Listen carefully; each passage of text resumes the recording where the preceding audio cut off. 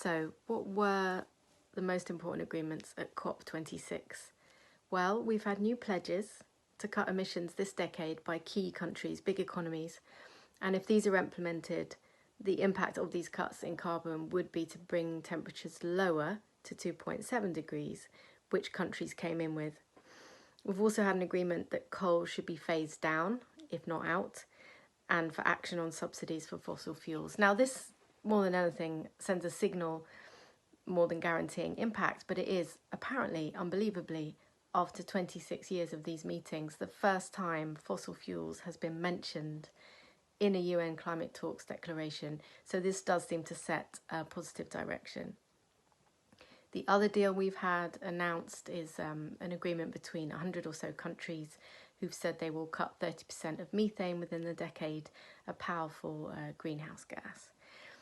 Now, but perhaps most importantly of all, and the thing that I personally am hanging on to, is that people have promised to come back next year to do more and to do better.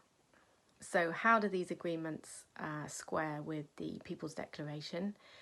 The quick answer is they don't. The agreements and pledges brokered at COP26 in their current form are just not enough to achieve the goals that are in the People's Declaration, not even close.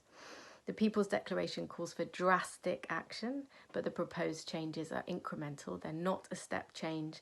They won't keep global heating to within 1.5 degrees centigrade. In fact, the best estimate is 2.4 if the pledges are kept, which is too hot. The People's Declaration talks about the rich countries who've caused this crisis and how they need to provide the technical support for developing countries so they can make a clean transition. But rich countries are not doing enough, and they've failed to provide the $100 billion a year in climate finance by 2020, which was promised. And finally, I suppose there's still just a big gap between words and actions. Since the US got home from Glasgow, they've been auctioning off gas and oil in the Gulf of Mexico.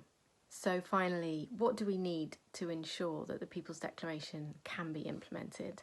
We're going to need what people call system change. So that means paradigm shifts in economics, politics, and society. Firstly, polluting countries have to urgently scale back demand, leave fossil fuels in the ground, and increase efficiency. And that's technically easy to do. There's plenty of technology that can already do that. Secondly, we have to stop passing the buck to those who didn't cause the crisis and compensate loss and damage. And this means grants, not loans, and this is urgent. So Madagascar right now, people are experiencing what they're describing as the first climate-induced famine.